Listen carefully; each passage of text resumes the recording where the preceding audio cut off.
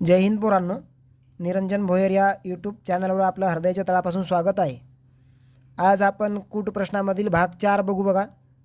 जर हे सर्व प्रश्न तुम्ही जर कव्हर केले तर तुमचा परीक्षेतील हक्काचा 1 गुण पक्का झाला समजायचं। तर चला प्रश्न बघू बघा। पहिला प्रश्न आहे की एका क्रीडा स्पर्धेत जिंकलेल्या खेळासाठी 4 गुण मिळतात बघा, आणि जर तुम्ही हारले तर तुमचे 2 गुण कमी होतात, म्हणजेच 2 गुण तुमचे कमी होतात, याचा अर्थ मायनस सिस्टीम आहे। विराज जो आहे ना, विराज तो सर्वच्या सर्व 15 खेळात भाग घेतो आणि त्याला एकूण 24 गुण मिळतात, तर त्याने जिंकलेल्या खेळांची संख्या किती असेल? आता जिंकलेले खेळ किती असतील हे तुम्हाला काढायचं आहे।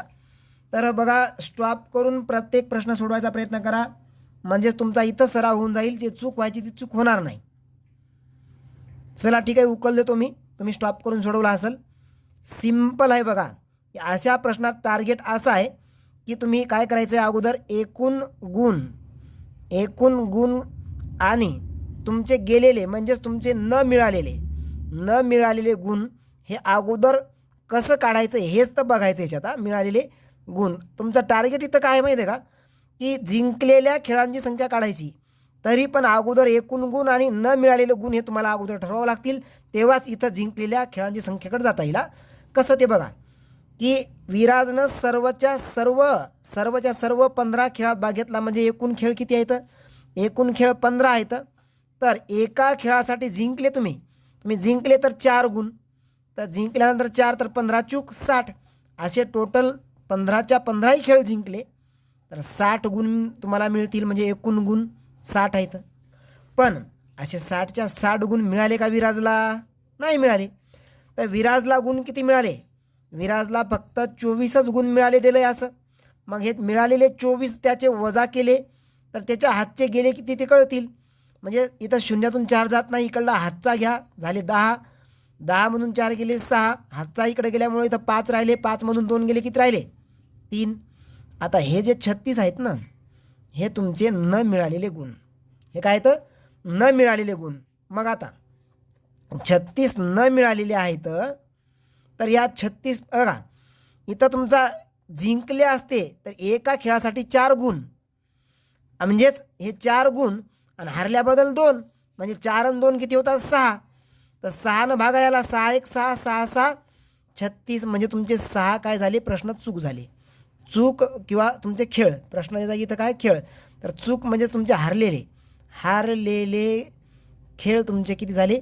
6। पण तुम्हाला जिंकलेले काढायचे, हारलेले 6 असतील आणि टोटल 15 असतील, तर 15मधून वजा करा 6, तुम्ही जिंकलेले खेळ किती आहेत? 9।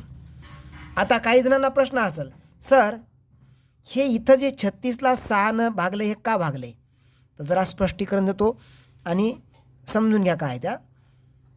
हे न मिळालेले गुण आहेत 36 काय तर न मिळालेले गुण, हे लक्षात आलं का? मग तुम्ही जर एक खेळ किंवा एक प्रश्न चुकला, म्हणजेच एक खेळ तुम्ही हारले, प्रश्न चुकला म्हणजेच काय, एक खेळ हारले तुम्ही, तर हारल्यानंतर तुम्हाला मिळायचे होते जिंकल्यावर 4, ते मिळतील का? नाही, म्हणजे मिळणारे 4 गुण गेले। आणि हारले म्हणून तुमच्याकडे मायनस सिस्टीम आहे इथं, तर 2 गुण तुमचे काय केले? कापले जातात, म्हणजे 2 गुण कमी होतात, म्हणजे एक खेळ गेल्यामुळं तुमचे 4 आणि 2 6 जाणार। किती जाणार? 6। मग सिंपल बात आहे की एक खेळ गेला तेव्हा हारले तेव्हा 6 गुण चालले, तर मग गेलेले गुण किती आहेत? 36 आहेत। तर मग तेव्हा किती खेळ असतील हे तर तुम्हाला मांडणी माहीत असेल। मग याचा आणि याचा गुणाकार असतो, याचा असतो, तर 6 जे प्रश्नचिन्हासोबतचे आहेत ते कुठं जातील? 36ला भागीला। 36 गुणीला 1 केलं तर हे 36 1 36च राहतील, आणि 6 भागीला जातील, तर 6 1 6 6 6 36। हे काय आलं तुमचं? खेळ आले। कोणते खेळ आले? हारलेले खेळ आले। कळालं का? मग हारलेले खेळ आले तर जिंकलेले खेळ कसे काढणार? तर जिंकलेले खेळ कसे काढणार? जिंकलेले खेळ काढणार तुम्ही की एकूण टोटल 15 आहे, तर 15मधून हे 6 गेले, किती राहिले? 9। काही प्रॉब्लेम, काही अडचण नाही। चला ठीक आहे, आता प्रश्न क्रमांक घेऊ आपण पुढचा, तो बघा प्रश्न क्रमांक 2 काय बोलतो की एका स्पर्धा परीक्षेत अचूक उत्तराला 2 गुण मिळतात, पण तुमच्या प्रत्येक चुकीच्या उत्तरामागे 1 गुण कमी होतो. आता तेजस्विनीनं काय केलं, 100 मार्काचा पेपर होता, त्या 100 पैकी फक्त 80च प्रश्न तिनं सोडवले. किती प्रश्न सोडवले? 80. तेव्हा तिला 142 गुण मिळाले. तर तिने किती प्रश्न बरोबर सोडवले? प्रश्न स्वतः अगोदर सोडवा, स्टॉप करून सोडवला तर तुमचाच फायदा होणार आहे. तर बघू आपण याचं, बघा लक्ष द्या. सिंपल आहे, काय अवघड नाही, काय नाही. अशी उकल राहील की तुमचं टार्गेट अशा प्रश्नात आताच बोललो मी काय असतं, एकूण गुण काढा काही करून. त्यानंतर तुमचे काय काढायचे? एकूण गुण. आता या प्रश्नातून तुम्ही ठरवायचं कसं काढायचं, प्रयत्न करा. आणि तुमचे न मिळालेले गुण, न मिळालेले गुण काढा, म्हणजेच तुमच्या हातचे गेलेले.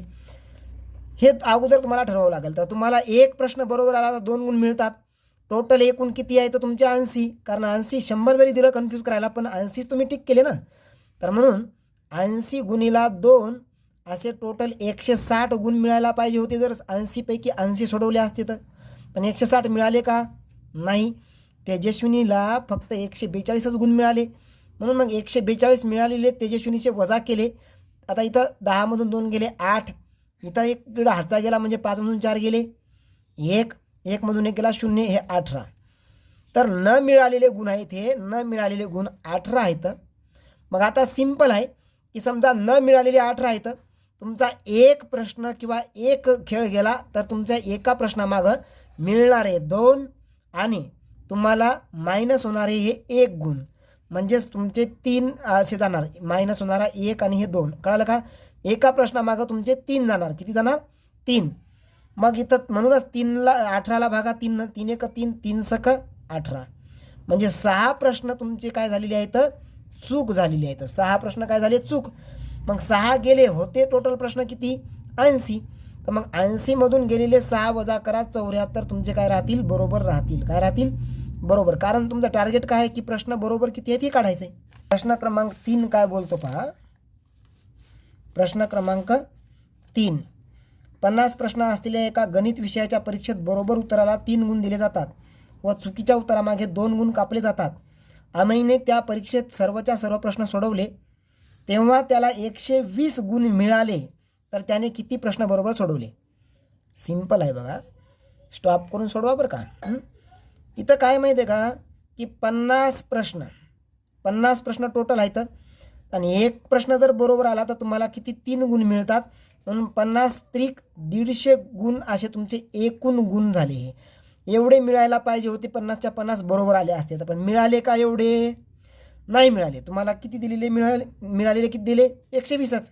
मग या 150 मधून 120 वजा करा ना, राहिले किती? 30. 30 हे तुमचे काय तर न मिळालेले. हे काय तर न मिळालेले आहेत. न मिळालेले. मग आता सिंपल आहे, जरा लक्ष द्या, कळतंय ना सगळ्यांना, काही प्रॉब्लेम नाही ना. हे 30 काय तर न मिळालेले.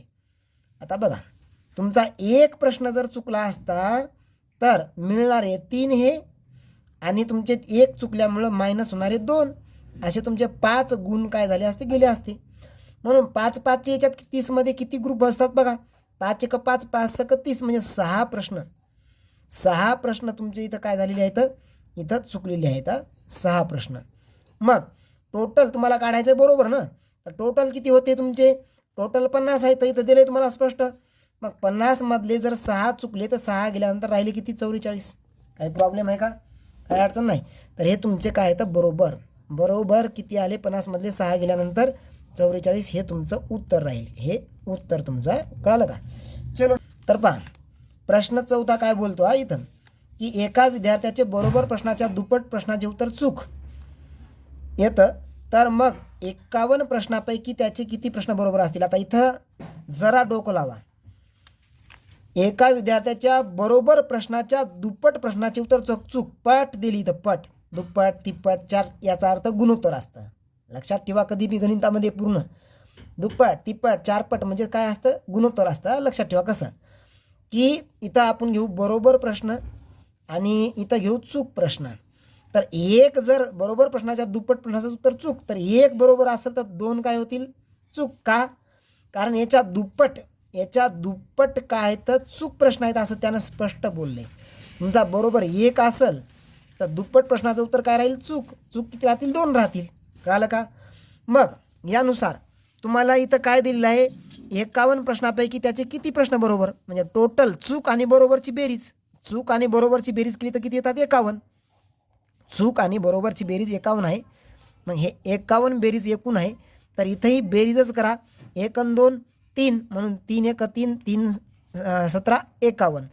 तर तुमचं 1 मागं 17 म्हणजेच तुमचं जिथं 1 आहे आता इथं याला 17 न गुणा, आणि इथं 2 आहे याला 17 न गुणा. तर 17 दोन्ही 34 हे तुमचे चूक झाले, आणि 17 1 17 हे तुमचे बरोबर झाले. 17 काय तर तुमचे बरोबर. आपल्याला काढायचं काय?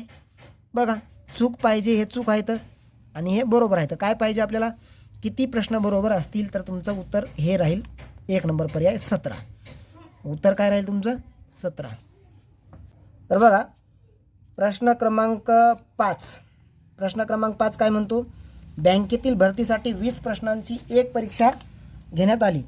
त्या परीक्षेत प्रत्येक बरोबर येणाऱ्या उत्तरासाठी 5 गुण मिळतात, तर प्रत्येक चुकलेल्या उत्तरासाठी 2 गुण कमी होतात. रवीला त्या परीक्षेत 10 प्रश्न बरोबर सोडवता आले, तर त्याला किती गुण मिळतील? सिंपल प्रश्न आहे, हार्ड नाही, काय नाही. तर समजून घ्या, 20 प्रश्नांची एक परीक्षा घेण्यात आली का नाही? त्या परीक्षेत प्रत्येक बरोबर येणाऱ्या उत्तरासाठी 5 गुण मिळतात. तर मग एकूण गुण अगोदर काढायचं. तुम्हाला अगोदरच बोललो मी अगोदरच्या उदाहरणात, काही करून एकूण गुण काढायचे आणि गेलेले गुण काढायचे, म्हणजेच न मिळालेल्या. तर हे 2 तुमचे टार्गेट राहतील. तर तुम्हाला 20 प्रश्नांची एक परीक्षा आहे, म्हणजे टोटल 20 प्रश्न, आणि एका उत्तरासाठी, एका प्रश्नासाठी तुम्हाला 5 गुण मिळतात, म्हणजे 20 पंचे 100 गुण तुम्हाला मिळायला पाहिजे होते. पण तुमच्या इथं काय झालं आहे? तर तुम्हाला त्यानं काय दिलं? 5 गुण मिळतात, तर प्रत्येक चुकलेल्या उत्तरासाठी 2 गुण कमी होतात. रवीला परीक्षेत फक्त 10च प्रश्न बरोबर आले. किती प्रश्न बरोबर आले? या उदाहरणात गुण दिले नाही, पण प्रश्न बरोबर आले दिलेले 10. म्हणजेच तुम्हाला 10च प्रश्न बरोबर आहेत. बरोबर प्रश्न किती आहेत? 10. तर 10 एका प्रश्नाला 5, 10 5 50. मग 50 हे, पण तुमचे चूक किती झाले? चूक झाले तुमचे 10 चूक झाले, तर मग या 10 प्रत्येकाला किती मायनस होतात म्हणलं? त्यांना 2 गुण कमी होतात एका प्रश्नाला. तर 10 2 20 प्रश्न तुमचे काय झाले? तर मायनस झाले. म्हणजे या 50 मिळाले ना, यातले 20 तुमचे मायनस झाले. तुमच्या हातात फक्त 30च गुण राहिले. किती राहिले गुण? तुम्हाला मिळालेले एकूण गुण 30 कसं आलं? कळालं का? मग 30 गुण मिळाले. तर मग इथं काय केलं? रवीला त्या परीक्षेत 10 प्रश्न बरोबर सोडवता आले, तर त्याला किती गुण मिळतील? तर उत्तर राहील तुमचं 30. बस, बाकी इकडं डोकं लावायची गरज नाही. पर्याय क्रमांक 2 करेक्ट राहील. उत्तर हे तुमचं 30 गुण त्याला एकूण मिळतील. ठीक आहे, धन्यवाद. तर पुढच्या प्रश्नामध्ये बघू आपण, की असेच एक पार्ट आपण याच टाईपवर घेऊ. ठीक आहे, जय हिंद, जय भारत.